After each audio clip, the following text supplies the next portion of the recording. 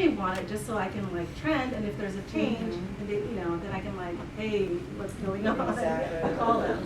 So the difficulty with some of that is what Maria was talking about, I think, a little bit earlier when Betty asked the question about alerts. Yeah. And that is the degree of error Yes. still. in some So it of has these to be a things. little. So Yeah. you don't want 50 I don't- alerts yeah. every 2 Yeah, hours. yeah. That would not be something you probably want. Well, you'll be looking at trends, Yeah. And actually, I didn't really put in this presentation, but I mentioned it before, is there is commercial products on the market right now that claim this sort of technology. And I try to actually talk to a few of the companies and see, what kind of evaluative studies have you done? Obviously, the algorithms are proprietary, but like, how did you, come up with them?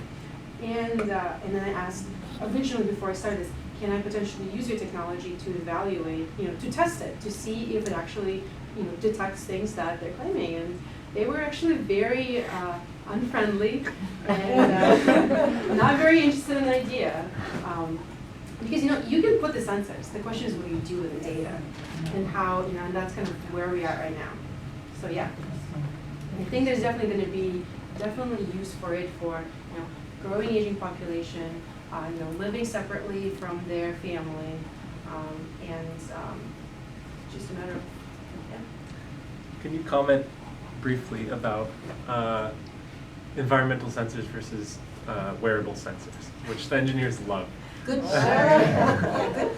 Because I know you have very good reasons for choosing environmental Yeah, sensors. thank you for bringing that up. I kind of made the assumption, but as you guys probably all know, Fitbits, right, can do a lot of similar activity tracking. They can track your sleep, they can track your movement.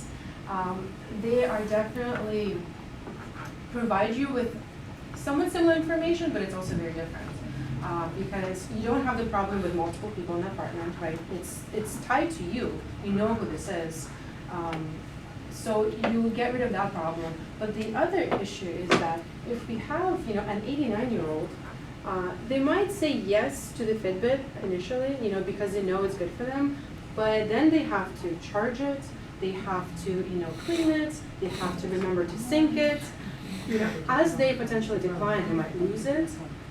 There is definitely, we're talking about adherence, compliance. This is much more, requires a lot more interaction from the person, while the environmental sensors, you put them in and the person forgets about it, right? They don't have to do anything, well, except for the time when the technician has to come and change the batteries, but that's much less frequent. So yes, engineers love body sensors because they're kind of, you get rid of a lot of the problems, with these reliability issues, but are they practical for this population? And I'm not saying they're not. I'm using one. I'm younger, but even I had a skin rash from the Fitbit. Yeah. So when we're talking about this population of 89-year-olds with multiple health conditions, possibly having cognitive impairment, are they actually technician has to come and service it.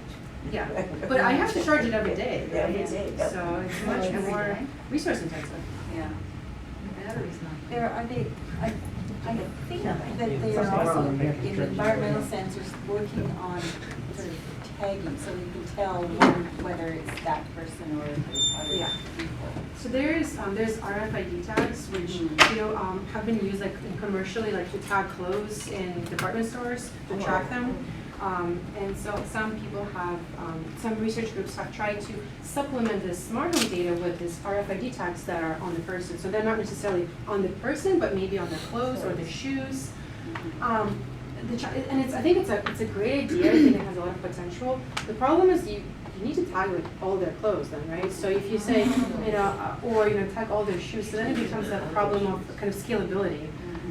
And again, if it has to be small enough for the person to not worry that it doesn't look good, and that it's comfortable. So there's a lot of kind of human factor development issues that we really need to consider before we go into developing this getting grants for these smart homes with RFID tags that people don't really want.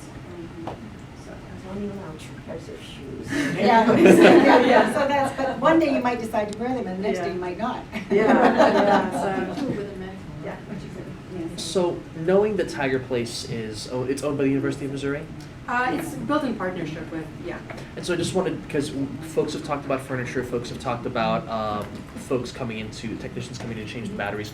Does Tiger Place have records of that? I feel like they would, but like, was that data available to begin with? And I completely understand it's not. So Tiger Place is a very unique facility. It was built in collaboration with the University of Missouri and School of Nursing, Dr. Mary Rance, and her co-PI, Dr. Skubik. So it was built with the intent to pilot things for students to develop. And because it is not really a commercial product, it's student driven. You know, some students are better with record maintenance, other students are not. And only maybe like a year or two ago, they've actually got like a full-time IT support. Because before that it was just student run, because you know it's research projects. Okay.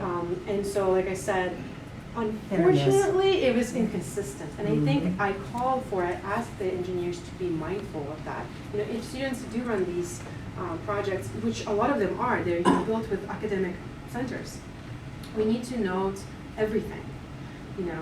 So yeah, that was a lesson learned from working with this data. Definitely helpful. Thank you.